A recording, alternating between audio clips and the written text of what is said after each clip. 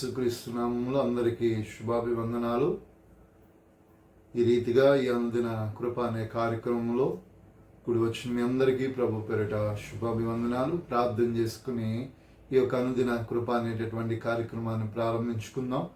మహాగణుడా, మా మంచి యేసయ్య, ఈ శ్రేష్టమైన ఉదయకాలంలో ఈ అనుదిన అనేటటువంటి కృప అనే కార్యక్రమాన్ని ప్రార్థనతో ప్రారంభిస్తుండగా ప్రభువా, నీ బిడ్డలకు ఈ ఉదయకాలం ముందు శ్రేష్టమైన నీ వాక్యాన్ని వారికి వినిపించి వారి హృదయాలను బలపరిచి దీవించి మీ కొరకు సిద్ధపరచమని యేసు నామంలో ప్రార్థిస్తున్నాం తండ్రి. ఆమేన్. ఆమేన్.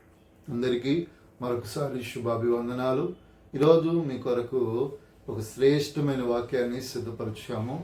ఏమిటి ఆ వాక్యము అంటే, యేసు క్రీస్తు వలె ప్రార్థించుట. ఆయన ఈ లోకంలో సశరీరుడిగా సంచరించిన దినాల్లో ఆయన ఎలా ప్రార్థించాడు అనే కొన్ని అంశాలు. ఎందుకంటే ఈరోజు క్రైస్తవ విశ్వాస జీవితంలో ప్రార్థన అనేటటువంటి అంశానికి వచ్చేసరికి క్రైస్తవుడు దూరంగా ఉన్నాడు. ఈరోజు మందిరాల్లో కావచ్చు, సంఘాల్లో కావచ్చు, వ్యక్తిగత జీవితంలో కావచ్చు, ప్రార్థన అనే దానికి చాలామందికి పొంతన లేదు. ఎందుకంటే అయ్యో పాడేవాడు ఉన్నాడు, అలాగే ప్రార్థించాలి అంటే దూరం అయిపోతున్నారు. అలాగే కార్యక్రమాలు చేయాలంటే చేసేవాడు ఉన్నాడు ఈ లోకంలో, కానీ ప్రార్థన చేయటానికి మాత్రం సరైనటువంటి క్రైస్తవ దేవుని బిడ్డలు లేరు. అయితే అలాంటి వారైన వారికి యేసుక్రీస్తు ప్రభుల వారు ఈ లోకంలో ఉన్నప్పుడు ఎలా ప్రార్థించాడు, ఏ విధంగా ప్రార్థించాడు, ఏ విధంగా ఆయన ప్రార్థనలు ఉన్నాయని మీకు తెలియచేస్తాను. చదువుకుందాం పరిశుద్ధ గ్రంథపు లూకా సువార్త 9వ అధ్యాయము 18వ వచనం. అందరూ కూడా పరిశుద్ధ గ్రంథాన్ని తెలవగలిగితే లూకా సువార్త 9వ అధ్యాయము 18వ వచనంలో ఒక శ్రేష్టమైనటువంటి మాట అక్కడ వ్రాయబడుతూ ఉంటుంది. ఏమని వ్రాయబడుతూ ఉంటుందంటే, ఒకప్పుడు ఆయన ఒంటరిగా ప్రార్థన చేయించు ఉండగా ఆయన శిష్యులు ఆయన యొద్ద ఉండిరి. చూడండి, యేసుక్రీస్తు ప్రభుల వారు ఒకానొక సమయంలో ఆయన ఏం చేస్తున్నాడంటే ఒంటరిగా ప్రార్థన చేస్తూ ఉంటున్నారు. ఈరోజు మన క్రైస్తవ విశ్వాస జీవితంలో చాలామంది వారి యొక్క వ్యక్తిగతంగా వారి కుటుంబాల్లో కావచ్చు, వారి బిడ్డల జీవితాల్లో కావచ్చు, ఒంటరిగా ఒకరే కూర్చుని ప్రభు ఎదుట ప్రార్థించేటటువంటి మనసు చాలా మందికి అరుదుగా ఉంది. ఎందుకంటే క్రైస్తవుని జీవితంలో ఒకటి బలం ఏంటంటే, ఒకటి శక్తి ఏంటంటే, శత్రువైన అపవాదిని జయించుటకు సత్తువ ఏదైనా ఉన్నదంటే అది కేవలం ప్రార్థనతో దేవుడు ఏం చేయగలుగుతాడంటే మన జీవితంలో ఉన్న వాటిని లేని వాటిగా చేయగలుగుతాడు, లేని వాటిని ఉన్నవాటిగా కూడా ఈ ప్రార్థన ఒకటే ఏం చేయగలుగుతుంది. అయితే యేసుక్రీస్తు యొక్క జీవితంలో తాను శిష్యులతో ఉంటున్నాడు. అదే కాకుండా అక్కడ ఉన్నటువంటి ప్రజల మధ్యకు కూడా ఆయన వెళుతున్నాడు. అయినప్పటికీ ఆయన జీవితంలో ఒంటరిగా ప్రతి ఒక్కరి కొరకు దేవుడు ప్రకటించిన సువార్త విషయంలో ఎవరెవరైతే దేవుని వాక్యాన్ని విన్నారో, విశ్వసించారో వారందరికీ కూడా రక్షణ కొరకు ఆయన ఒంటరి అయిపోయి ప్రార్థన చేస్తూ ఉంటున్నాడు. ఈరోజు నీ వ్యక్తిగత జీవితంలో, నీ కుటుంబంలో ఎంతమంది ఉన్నా, నీ కుటుంబంలో నీతో పాటు ఎవరున్నా కూడా నీవు ఒకటి నేర్చుకోవాలి, ఒంటరి అయిపోవారు. వాక్యం అంటుంది, మీలో ఒంటరి అయిన వాడు దేవుడు అంటున్నాడు 1000 మంది అవుతారు అంటున్నాడు. నిజంగా ఈరోజు నీ జీవితంలో ఒంటరి ప్రార్థన చాలా అవసరం. ఎందుకంటే నీ ఆత్మీయ జీవితాన్ని బలపరుచుకోవటానికి, నీ కుటుంబాన్ని కట్టుకోవటానికి, ఆధ్యాత్మికంగా అద్భుతమైనటువంటి ఆశీర్వాదాలు అనుభవించటానికి ఒంటరి ప్రార్థన చాలా అవసరమని వాక్యం సెలవిస్తూ ఉంటుంది. కాబట్టి యేసుక్రీస్తు ప్రభుల వారి జీవితంలో ఆయన ఒంటరిగా ప్రార్థించే అనుభవాన్ని కలిగి ఉన్నాడు. ఇంకా ఆయన కలిగినటువంటి ఈ ప్రార్థన అనేటటువంటి అనుభవాలు మీకు తెలియజేస్తాను. చదువుకుందాం. అదే లూకా సువార్త 6వ అధ్యాయము 12వ వచనములో ఒక మాట వ్రాయబడుతుంది. అదే లూకా సువార్త 6వ అధ్యాయము 12వ వచనం. ఆ దినముల యందు ఆయన ప్రార్థన చేయుటకు కొండకు వెళ్ళి దేవుని ప్రార్థించుట యందు రాత్రి గడిపాను. చూడండి, యేసుక్రీస్తు ప్రభుల వారు తన ప్రార్థన జీవితంలో ఒంటరిగా ప్రార్థించడమే కాకుండా ఆయనకున్నటువంటి అనుభవం ఏంటంటే, ఆయన ఆ ప్రాంతంలో ఉన్నటువంటి కొండ దగ్గరికి వెళ్ళి ఆయన ఏం చేస్తున్నాడంట, రాత్రంతా ఆ కొండ మీద కూర్చుని ఏం చేస్తున్నాడంట, ప్రార్థన చేస్తున్నాడు. ఒకటి ఏంటంటే, ఒంటరిగా ఎవరు తన పక్కన లేకుండా ఒంటరిగా ప్రార్థించడమే కాకుండా ఆయన ఎత్తైన కొండ అనుభవం, అంటే ప్రార్థనలో ఒక అత్యున్నతమైన అనుభవం కలిగి ఉన్నాడు. ఏంటి అనుభవం అంటే, ఒక రాత్రి అంతా కూడా ప్రభు సన్నిధానంలో ప్రార్థన చేస్తూ ఉంటున్నాడు. నిజంగా ఈనాటి కాలంలో క్రైస్తవ సంఘాలలో కూడా సంపూర్ణ రాత్రి ప్రార్థనలు జరుగుతూ ఉంటాయి. అయితే ఆ సంపూర్ణ రాత్రి ప్రార్థన మనం చూడగలిగితే కొంత ప్రార్థన ఉండొచ్చు, ఆరాధన వాక్యం ఉంటుంది. కాకపోతే యేసుక్రీస్తు ప్రభుల వారికి ఉన్నటువంటి ఆలోచన ఏంటంటే, ఆయన వెళ్ళటమే కాదు కొండకి, ఆ రాత్రంతా కూడా ఏం చేస్తున్నాడట, ప్రార్థించే అనుభవం. నిజమే, ఈరోజు క్రైస్తవ జీవితంలో ఒక దినము, ఒక రాత్రి అంతా కూడా ప్రార్థించగలగాలి. ఎందుకొరకు ప్రార్థించాలి? దేవుడు నీకు ఇచ్చిన కుటుంబం, దేవుడు నీకు ఇచ్చిన బిడ్డలు, దేవుడు నీకు ఇచ్చిన సంఘం, దేవుడు నీకు ఇచ్చినటువంటి కాపరి కావచ్చు, వారి కుటుంబం కావచ్చు, నీ రక్త సంబంధికులు కావచ్చు, నీ ఇరుగు పొరుగు వారు కావచ్చు, అనేక మంది లోకంలో ఉన్నారు, నశించిపోతున్న జనులు ఉన్నారు.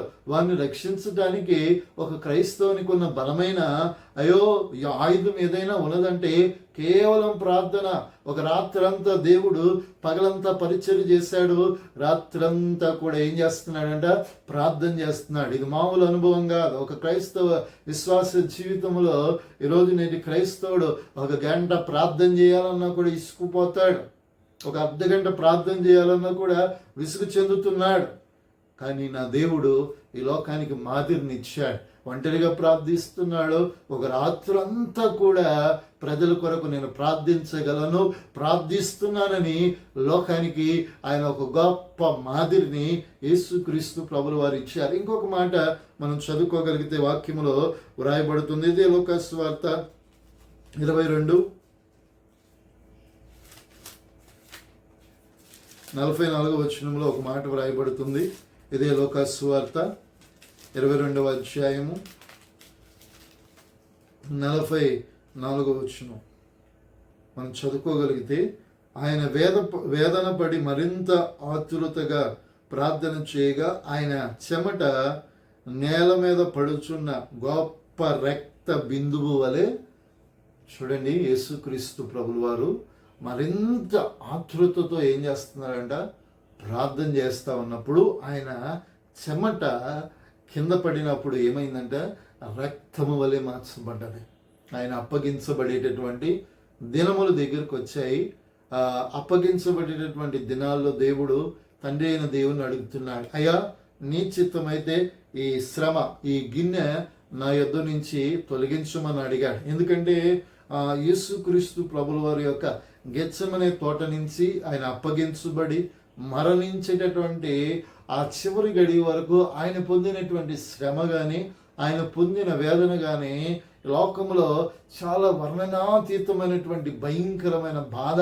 ఎందుకంటే ఒక మనిషిని శరీరం మీద ఒక చిన్న గాయం అయితేనే తట్టుకోలేడు, కానీ ఆయన శరీరం అంతటా ఇంచుమించు 5,000కు పైబడిన గాయములు ఆయన శరీరానికి అయ్యాయి. నాగలివాడు భూమిని దున్నినట్లుగా దున్నేశాడు. కారణం ఏంటంటే ఆ శిలువ శ్రమ దేవునికి తెలుసు కాబట్టి తండ్రిని అడుగుతున్నాడు, అయ్యా నీ చిత్తమైతేనే, నా యొక్క సొంత చిత్తం కాదు, నా స్వచిత్తం కాదు, నీ చిత్తమైతే అయ్యా వీలైతే తీసివేయమని అడిగాడు. కానీ తండ్రి యొక్క చిత్తం ఏంటంటే యెషయా గ్రంథంలో వ్రాయబడి ఉంటుంది కదా, ఆయనను నలుగగొట్టుట తండ్రికి ఇష్టమాయను. ఎందుకంటే ఈ యేసుక్రీస్తు ప్రభుల వారు తన శరీరం అందు ఈ శ్రమను అనుభవిస్తేనే నేటి నాటి క్రైస్తవ దేవుని బిడ్డలమైన మీ కొరకైనా నా కొరకైనా ఈ రక్షణ, విమోచన అనుగ్రహించబడాలి. కాబట్టి దేవుడు, తండ్రి అయిన దేవుడు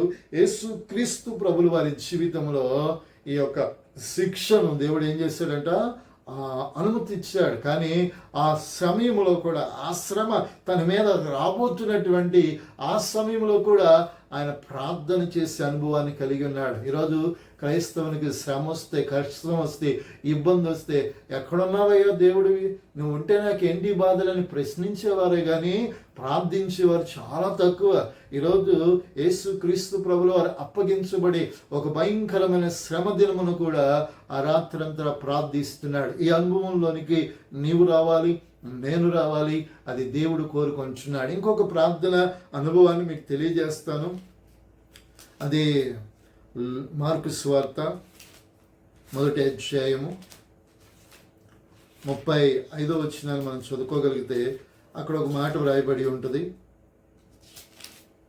మార్కు సువార్త 1వ అధ్యాయము 35వ వచనాన్ని మనం చదువుకోగలిగితే, ఆయన పెందల కాడనే లేచి ఇంకాను చాలా చీకటి ఉండగానే బయలుదేరి అరణ్యమునకు వెళ్ళి అక్కడ ప్రార్థన చేస్తూ ఉంటున్నాడు. చూడండి, ఆయనకున్న అనుభవం. ఇంకా చీకటి ఉండగానే, తెల్లవారుతూ ఉండగానే ఆయన అరణ్యమునకు వెళ్ళిపోయి ఏం చేస్తూ ఉన్నాడంట, ప్రార్థన చేస్తున్నాడు. వేకువ జావునే ప్రార్థించే చక్కటి అనుభవాన్ని కలిగి ఉన్నాడు. ఈరోజు క్రైస్తవ దేవుని బిడ్డలంగా ఒకసారి ఆలోచించండి.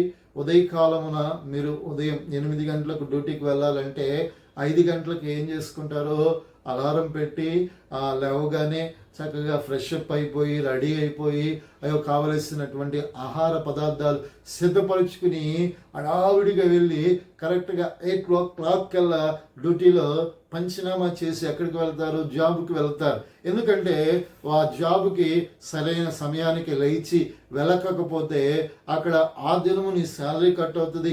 అదే నిర్లక్ష్యంతో వెళితే నీ యొక్క జాబ్ కూడా ఊడిపోతుంది. అయితే యేసు క్రీస్తు ప్రభుల వారికి ఉన్న అనుభవం ఏంటంటే, ప్రతి ఉదయమున, ప్రతి సందర్భమున, ప్రతిరోజు కూడా తెల్లవారుతూ ఉండగానే ఆయన ఏం చేసేవాడంట, ప్రార్థన రాత్రంతా ప్రార్థించేవాడు.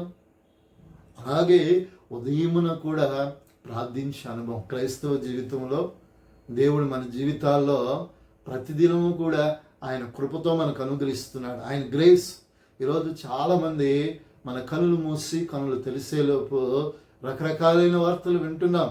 ఏంటి, పలానా సహోదరి, పలానా సహోదరుడు, పలానా వ్యక్తి అయ్యో ఈ లోకాన్ని విడిచిపెట్టి వెళ్ళిపోయాడు అనే మాటలు వింటున్నప్పుడు హృదయంలో భయం కలుగుతుంది. కానీ దేవుడు మన జీవితంలో ప్రతి దినమును కూడా ఆయన కృపతో, ఆయన ప్రేమతో, ఆయన జాలితో మన జీవితంలో ఇస్తున్నప్పుడు, ఆయన కృప మనకు తోడుగా ఉన్నప్పుడు, ఈరోజు నీవైనా నేనైనా ప్రతి దినము ఉదయకాలమున లేచి ప్రభుకి ఏం చెల్లించాలి, కృతజ్ఞతాస్తుతులు చెల్లించుచు ఆయనకి ఏం చేయాలంట, ప్రార్థన చేయాలి. వేకువజావు ప్రార్థన మన ఆధ్యాత్మిక జీవితాలను ఉత్తేజింప చేయగలుగుతుంది. కాబట్టి ఆయన తన జీవితంలో ఉదయకాలపు యొక్క ఇంకా చీకటి ఉండగానే ఆయన లేచి అరణ్యమునకు వెళ్ళి ఏం చేశాడంటే ప్రార్థించే అనుభవాన్ని కలిగి ఉన్నాడు. నీవు నేను కూడా ఆ అనుభవాల్లో నడిపించబడితేనే మన ఆధ్యాత్మికతను మరొక స్థాయిలోనికి తీసుకువెళ్తా. ఆ ఆధ్యాత్మికత మరొక స్థాయిలోకి వెళ్తే నీ స్థితిగతులే మార్చబడతాయని గమనించు సహోదరి, సహోదరుడా. ఇంకొక మాట లేఖనాల నుంచి మీకు తెలియజేస్తాను.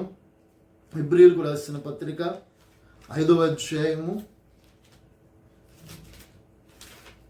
వచ్చేసి అందరూ కూడా పరిశుద్ధ గ్రంథాన్ని తెరవండి. అపోస్తలుడైన పౌలు హెబ్రీయులకు రాసిన పత్రిక 5వ అధ్యాయము 7వ వచనాన్ని మనం చదువుకోగలిగితే అక్కడ వ్రాయబడుతున్న మాట, శరీరధారి అయి ఉన్న దినాలలో మహారోదనతోనూ కన్నీళ్లతోనూ తన్ను మరణము నుండి రక్షింపగలవానికి ప్రార్థనలు యాచనలు సమర్పించి భయభక్తులు కలిగి ఉన్నందున ఆయన ఏం చేయబడ్డాడంట, అంగీకరింప చేయగలిగాడు. చూడండి, యేసు క్రీస్తు ప్రభుల వారు ఆయన ఏం చేశాడంటే, చూడండి, శరీరధారి ఉన్నటువంటి దినాల్లో మహారోదన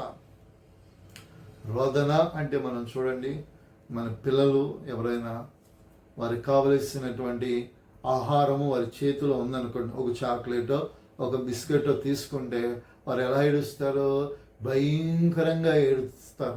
ఆ ఏడుస్తున్నప్పుడు కళ్ళలో నీళ్ళు ఏమైపోతాయి, వచ్చేస్తూ ఉంటాయి. అప్పుడు తండ్రిగా నీకేమవుతుంది, జాలి హృదయం చేత తీసుకున్నది ఏం చేయగలుగుతావు, ఇవ్వగలుగుతావు. అలాగే మహారోదన అంటే ఎవరైనా బాగా మనం ఇష్టపడిన వారు, బాగా మన క్లోజ్ అయిన వారు ఎవరైనా మన కనుల ఎదుట చనిపోతే ఆ బాధ, ఆ కన్నీరు, ఆ రోదన వర్ణనాతీతమైనటువంటి రోదన. అలాంటి రోదన ఆయన ఏం చేస్తున్నాడంట, ఇక్కడ చేస్తున్నాడు.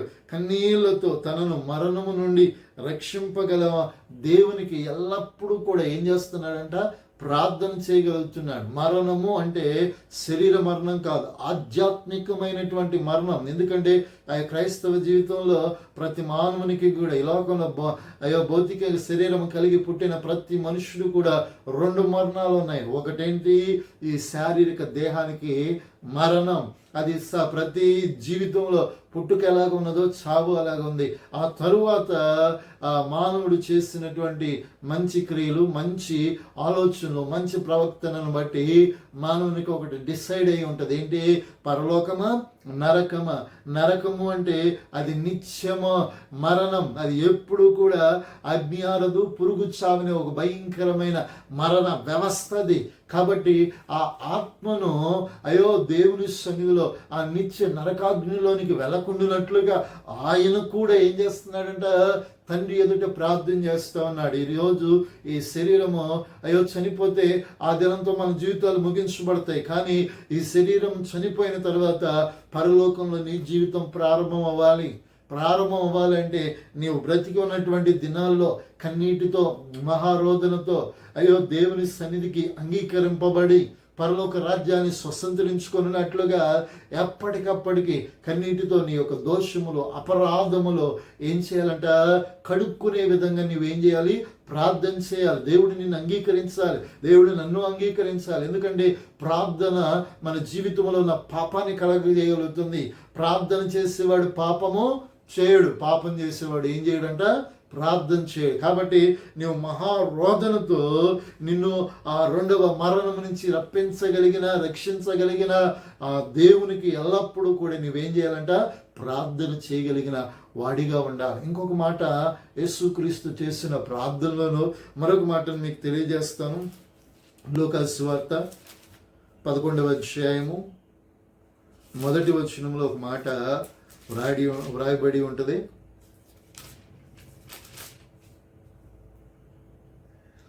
ఆయన ఈ యొక్క చోట ప్రార్థన చేయుచుండగా ప్రార్థన సాలించిన తర్వాత ఆయన శిష్యుల్లో ఒకడు, ప్రభువా, యోహాను తన శిష్యులకు నేర్పినట్లుగా మాకును ప్రార్థన చేయుట నేర్పించుమని ఎవరిని అడిగాడంట, ఆయనను అడిగినట్లుగా దేవుని లేఖన భాగం సెలవిస్తూ ఉంటుంది. చూడండి, పరలోకపు ప్రార్థన మనందరికీ తెలిసినటువంటి ప్రార్థన. ఇక్కడ యేసుక్రీస్తు ప్రభుల వారు మరొక చోట ప్రార్థన చేస్తూ ఉన్నాడు. ఈ శిష్యులు అనేవారు కూడా ఏం చేస్తూ ఉన్నారంటే, ప్రార్థన చేస్తుంటే అలా కళ్ళు అప్పగించి చూస్తూ ఉంటారు. మన కుటుంబాల్లో కూడా ఇలాంటి స్వభావం కలిగిన వాడు, లక్షణాలు కలిగిన వాడు సంఘాల్లో చాలామంది ఉంటారు. ఒకరు కాదు, ఇద్దరు కాదు, అందరూ ప్రార్థన చేస్తూ ఉంటే ఇలా కళ్ళు తెరిచి, ఇలా కళ్ళు మూసి, ఇలా కళ్ళు తెరిచి చూస్తూ ఉంటారు. వారికున్న భావం ఏంటంటే, వాళ్ళు ప్రార్థన చేస్తున్నారులే, చేయనియండి, అయ్యో నాకు సమయం వచ్చినప్పుడు చూద్దాంలే అనుకుంటారు. ఇలాగే మనస్తత్వం కలిగిన వారే యేసుక్రీస్తు ప్రభుల వారితో ఉన్నారు. ఆయన ప్రార్థన అనుభవం కలిగిన వాడే. కానీ ఒక దినం, ఒక సందర్భం వచ్చినప్పుడే, నిజమే కదా, మేము ఇలా ఉన్నాము, ఎంతకాలం ఇలా ఉండాలి, దేవుని సన్నిధికి వెళ్ళి మేము కూడా ప్రార్థించాలనే ఒక ఆలోచన ఆ యొక్క శిష్యులకు వచ్చినప్పుడు, ఈ శిష్యులందరూ కూడా ఎవరి దగ్గరకు వచ్చారంట, యేసుక్రీస్తు ప్రభుల వారు ప్రార్థన చేసుకుంటున్న చోటుకు వచ్చి ఆయన అడుగుతున్నారు, యోహాను తన శిష్యులకు ప్రార్థన నేర్పించాడు కదయ్యా, మీరు మాకు కూడా ఏం చేయమని అడుగుతున్నారు, ప్రార్థన నేర్పించమంటున్నారు. ఈరోజు మీ కుటుంబాల్లో కూడా ఇలాంటి కేటగిరీలో, ఇలాంటి లక్షణాలు కలిగిన వారు చాలామంది ఉంటారు.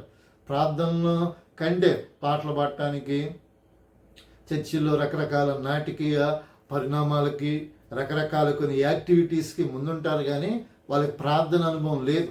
ప్రార్థన చేయాలి, ఒకసారి మైక్ ఇచ్చామంటే ప్రార్థన చేయమంటే ఏం చేయాలో కూడా తెలియదు. ఒక రకంగా చెప్పాలంటే ప్రార్థన చేయమంటే ఆమెన్ అనేది బలంగా వినిపించిందే తప్ప ఆ మధ్యలో భాగం సరిగా రాదు. కారణం ఏంటి? ఆ అనుభవాల్లో లేరు. దేవుని వాక్యం అంటుంది, ఆనాడు యేసుక్రీస్తు ప్రభుల వారు పరలోకపు ప్రార్థన వారికి నేర్పించాడు. ఈరోజు ఒకవేళ మీ కుటుంబాల్లో ఈ కేటగిరీలో ప్రార్థించడం రాకుండా ప్రభు సన్నిధానంకి వస్తున్న నీ సహోదరుడున్నా, నీ కుమారుడున్నా, నీ భర్త ఉన్నా, నీ పిల్లలున్నా, ఒకటి జ్ఞాపం తెచ్చుకో, ప్రార్థన అనేది వారికి కాపుదల.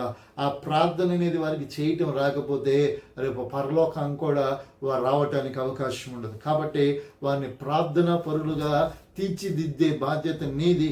వారికి నువ్వేం నేర్పించాలి? ప్రార్థన నేర్పించాలి. ఒక సందర్భంలో మీరందరూ కుటుంబంగా కూర్చుంటున్నప్పుడు నువ్వు కూడా ప్రార్థన చేయంటే సిగ్గుపడతారు. అయ్యో వారు చేయలే అనుకుని వదిలేయొద్దు. ప్రతి వారు ప్రార్థించవలసిన ఆవశ్యకత ఉంది. నీ కుటుంబాన్ని, నీ ఆధ్యాత్మిక జీవితాన్ని కట్టుకుని ఒక పరలోకపు దర్శనంతో ఆ పరలోకానికి వెళ్ళాలంటే వ్యక్తిగతంగా, ఒంటరిగా, అయ్యో సంఘములో ప్రతి సందర్భంలో నీకు మంచి ఆప్షన్స్ వచ్చినప్పుడు ప్రార్థించగలిగే అనుభవాల్లోనికి మీరు రావాలి. అది దేవుని యొక్క కోరిక. ఆనాడు శిష్యులు కూడా అయ్యో ప్రార్థన నేర్పించమని అడిగారు. ఒకవేళ నీ బిడ్డలకు రాకపోతే నేర్పించు, ఒకవేళ చేస్తున్నారో లేదో అని కూడా నీవు పరిశీలించే తల్లిగా, తండ్రిగా, సహోదరుడిగా నీవు ఉండాలని ప్రేమతో తెలియచేస్తూ ఇంకొక మాట మీకు తెలియజేస్తూ ఉంటున్నాను. అదే లూకాసు సువార్త 5వ అధ్యాయము 16వ వచనములో ఇంకొక మాట వ్రాయబడి ఉంటుంది. మనం చదువుకుందాం. ఈ 5:16లో ఆయన ప్రార్థన చేయుటకు అరణ్యమునకు వెళ్ళుచూ ఉండుట. చూడండి, యేసుక్రీస్తు ప్రభుల వారి యొక్క జీవితంలో మరి ఎక్కువ ప్రార్థన ఎటు చూసినా, ఏ సందర్భంలో చూసినా ఈ యొక్క గ్రంథములో అయ్యో మత్తయి సువార్త నుంచి యోహాను సువార్త వరకు ఆయన జీవితాల్లో ఎక్కడికి వెళ్ళినా, ఏది చేసినా, ఏ ప్రాంతానికి వెళ్ళినా, ఏ యొక్క పరిస్థితులు కలిగిన ఏ చోటుకు వెళ్ళినా ప్రార్థన ఆయన జీవితంలో కలిగిన అనుభవం.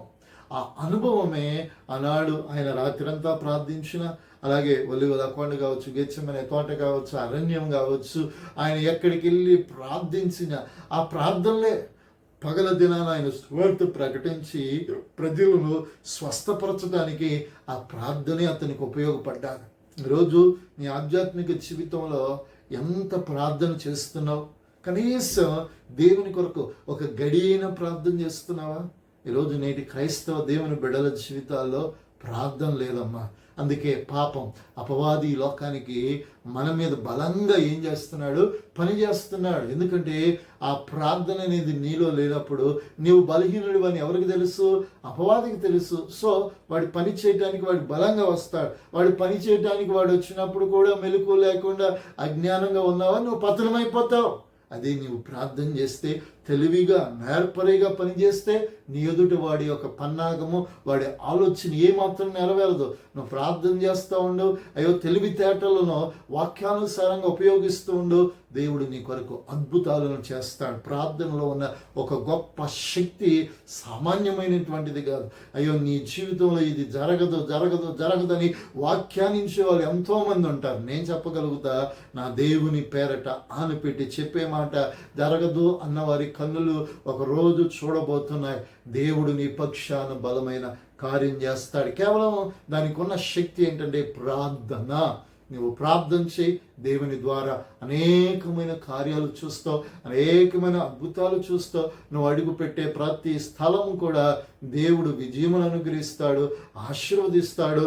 ఫలభరితమైనటువంటి దీవెనలతో నేను కప్పి బలపరచునుగాక. అందుకే యేసు క్రీస్తు వలె నీవు కూడా ఒంటరిగా ప్రార్థించు, రాత్రంతా ప్రార్థించు, అరణ్యమునకు వేకువజామునే ప్రార్థన చేసి, అలాగే తన శిష్యులకు ఎలా ప్రార్థన నేర్పాడో నీ కుటుంబానికి కూడా నువ్వేం చేయాలి?